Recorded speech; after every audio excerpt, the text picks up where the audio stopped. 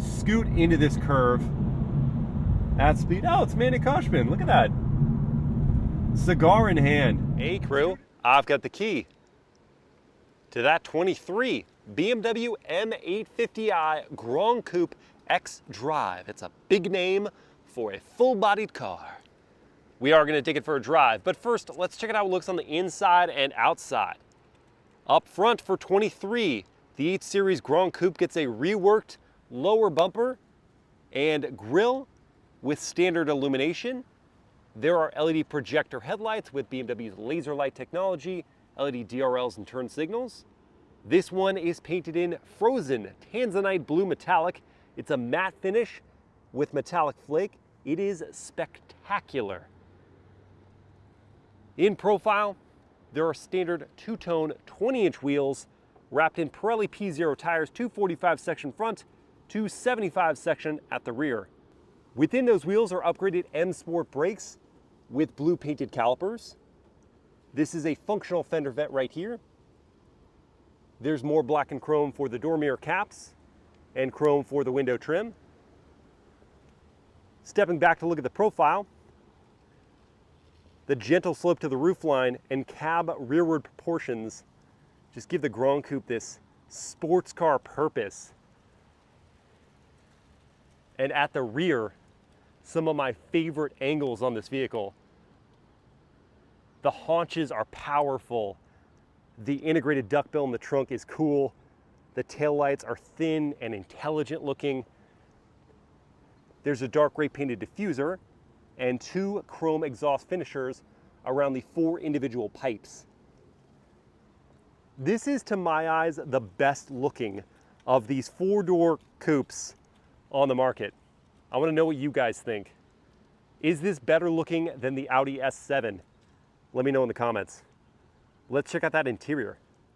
Opening up and looking inside at this cognac and black colored full merino leather interior with sporty bolstered seats that have perforations and gray contrast stitching. There are M Sport tread plates. On the doors is that two-tone configuration with more contrast stitching. The leather extends all the way down the door panel. This one is the upgraded Bowers & Wilkins sound system. These controls operate all of your sunshades for the back windows, the secondary sunroof, and the back glass. Stepping inside, taller folks will need to duck their heads to avoid making contact with the sloped roof line. Behind my own seat at 6 feet tall, I've got generous legroom. The seat back is all in leather. The foot pockets are adequate sized, and the upward angle of the seat means that I do have some thigh support. Headroom is the bigger issue though, because when I'm fully upright, my head is pressed against the roof. If I slouch a little bit, then it's just grazing. So I'm gonna give it one of these, maybe one of those.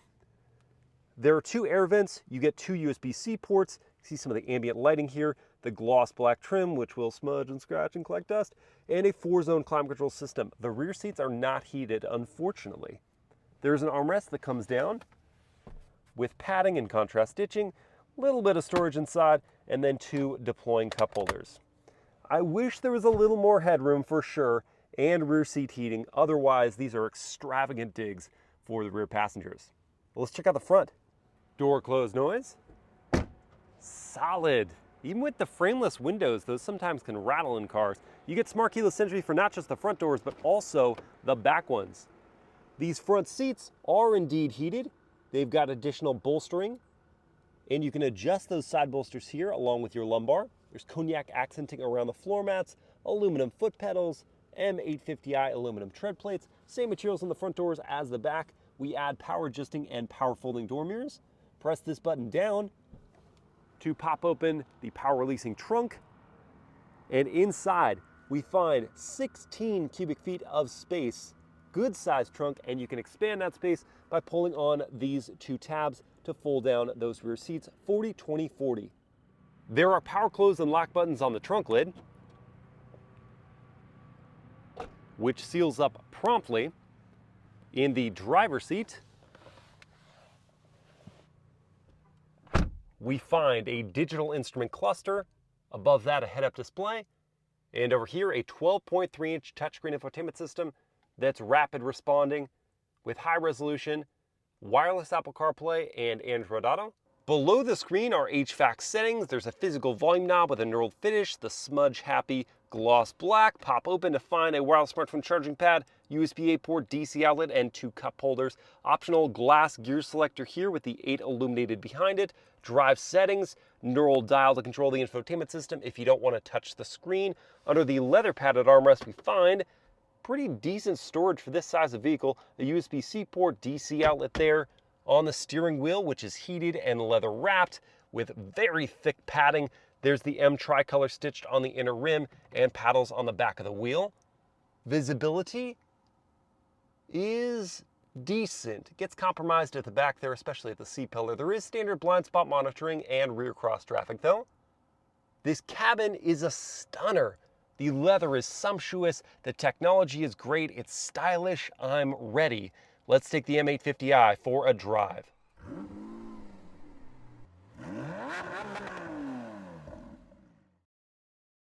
All right, let's fire it up.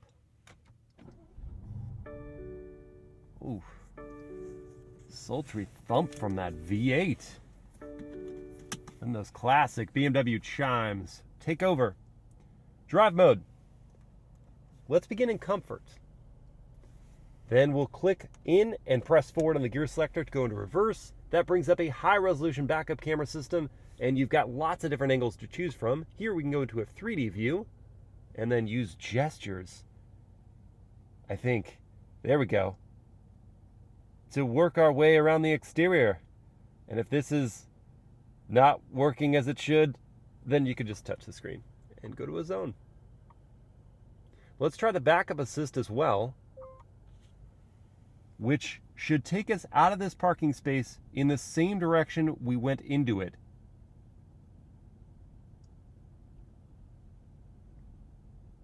Yes.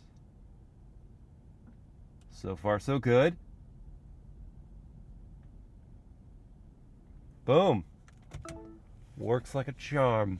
How about the world famous horn test? Huh. Zamir, does that sound British? I don't know why. It's just the tone. How about that turn signal?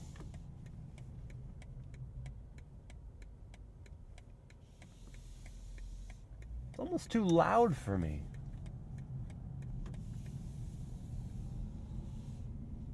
Powertrain in this M850i Grand Coupe, it's a doozy. 4.4 liter twin turbo V8 that makes 523 horsepower and 553 pound-feet of torque. You know, it's funny, I was just saying the horn sounded British, but I was just driving a British vehicle that used this German powertrain. The new Land Rover, Range Rover, uses this same 4.4 liter V8. So maybe they're just swapping goods between the countries. It's a lot of power.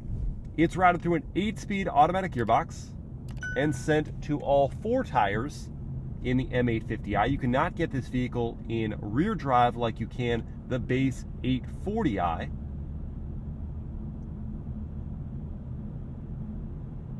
And there's just so much power here. It doesn't require much of the throttle. I mean, like baby toe levels of effort to just get up to speed. The very initial part of your input in comfort mode isn't like the urgency that you find in sport drive mode. So you got to give the pedal a little more at first, but it just, the power swells up. That was an odd correction of the steering wheel. I guess because lane keep assist is on and it thought we had departed our lane, but we were in the middle of the lane. Bizarre.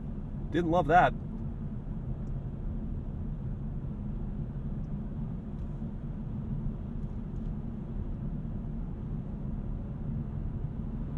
The 8 Series Grand Coupe just glides down the road as well. It has this like sense of build quality in the way it coasts. It feels so solid. And it's not like it's light at 4,400 pounds, but it's also not like a 6,000 pound vehicle where you can't get away from the heft. This just feels strong. Let's see how well it turns around. Hey, it's a pretty concise turning radius.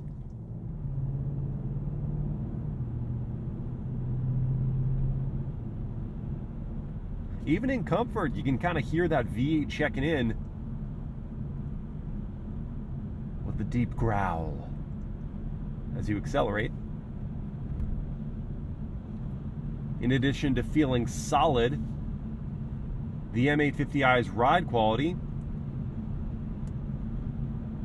is largely divine, even on these M Sport tuned adaptive dampers. It's compliant over the undulating road surface. There have only been 1 or 2 times during my week with this car where a harder impact has rattled the vehicle. 1, you hear it, and 2, the stiffness of the body translates the hard impact in through your seat to your butt. Let's see if the M850i is quick to 60. For that, I've got my race box set up here, and then we're going to configure a few different things. So I'll go into Sport Plus drive mode. That's going to kill the start-stop system, thankfully. Then I'm going to hit the traction button once to put us into Sport Traction. And finally, I'll click over the gear selector to the left to put us in Sport 1. We're all primed up here for launch control, so I'll hold my foot hard on the brake, pin the throttle, and then let go of the brake and see how quick we get out of the hole. All right, here goes.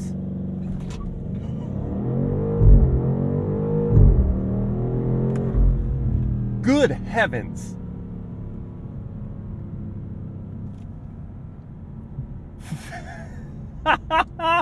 Wow. 3.8 seconds to 60. And we were not on a flat surface. That was a little bit of an uphill there. It just shot us out right away. The moment I released my foot from the brake, it was just gone.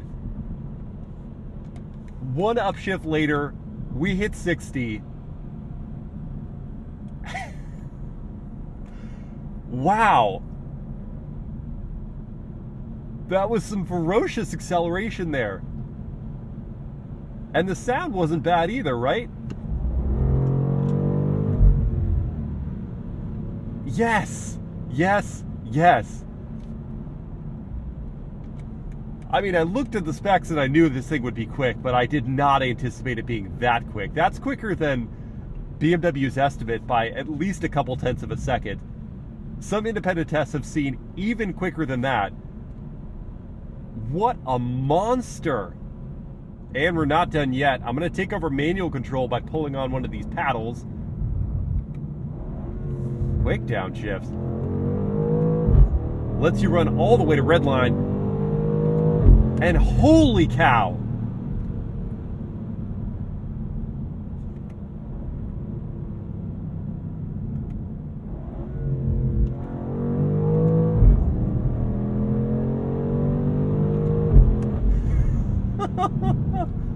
Hot dog!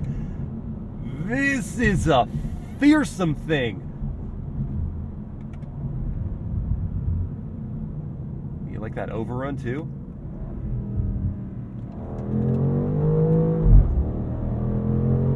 The thump on the upshift is beautiful, and the punch you get from that motor in the mid-range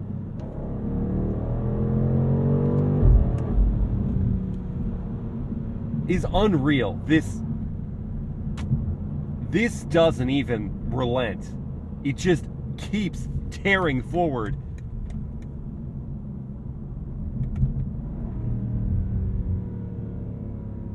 Oh, I love this engine.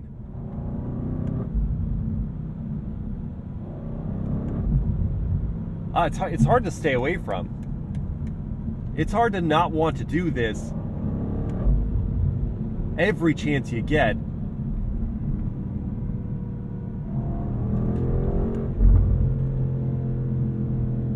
It's a mountain of an engine.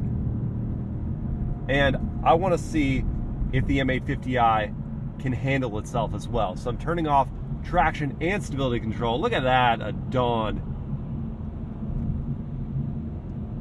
We're gonna scoot into this curve at speed. Oh, it's Manny Koshman, look at that.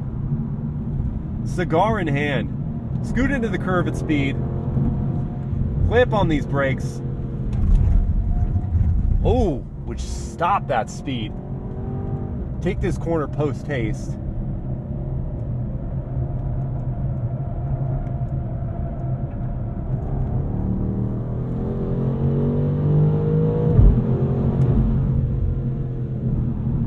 You can't unsettle this. You cannot unsettle the M850i in a curve. It just knows what it's doing. The active anti-roll bars keep us flat through there. The adaptive dampers sort out any just imperfect terrain. The limited slip differential gets that power down. I'm floored by the way this M850i drives.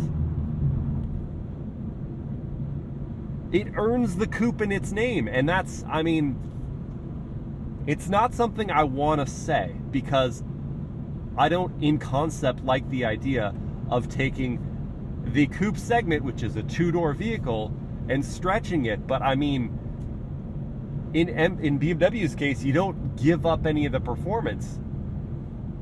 I think at this point, let's go to, well, you can do Eco Pro or Adaptive. Adaptive is cool because it sort of just responds to your driving behavior. Let's engage the driving assistance systems. Got steering assistant going now.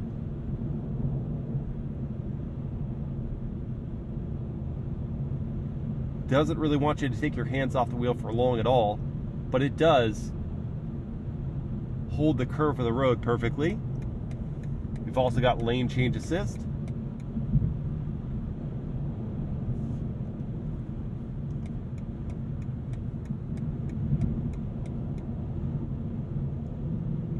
This is great. This system's awesome. I think we can now assign a word of the day to the BMW M850i.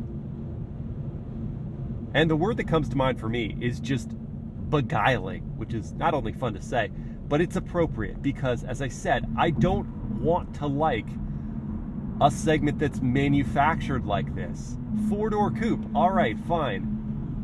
But if you aren't giving up the performance that you would expect from a coupe, a sports car, but instead just gaining things, I mean, you're gaining the practicality of an extra 2 or 3 seats, you're gaining the styling flourish, the aesthetic flourish of the sloping roofline, then I am, as defined, charmed in an almost deceptive way. That is beguiling, and that is the M850i for me. That's Manny Koshman in a Dawn. I think we can now talk about pricing and competition for this vehicle. And before we do, I should mention 2 things: the top speed and fuel economy. Top speed is limited to 155 miles per hour, but I can guarantee you it's capable of more than that. Fuel economy is 17 mpg in the city, 24 on the highway, and 19 combined. The starting figure for the M850i is just under $101,000, and that is a step up from the $86,000 840i.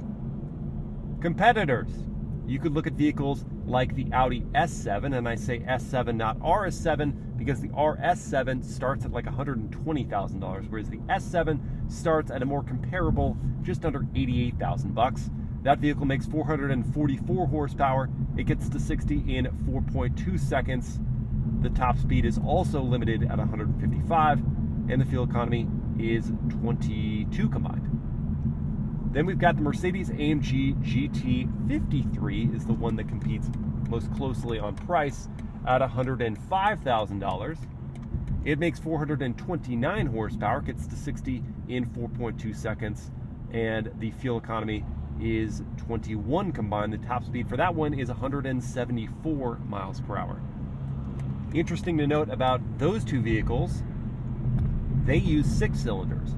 This, then, is the only one among them that has the V8. It's also the one I would choose. It just is. I think it's the best looking on the outside.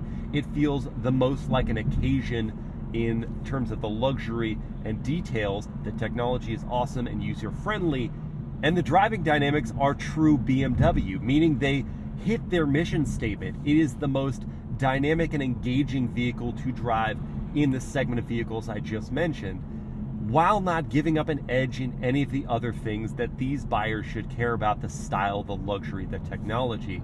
So it's a big win in my book. I hope you guys have enjoyed this POV drive review. If you did, please like, comment, and share the video. Subscribe to the channel, hit that bell to get notified, and I'll see you next time.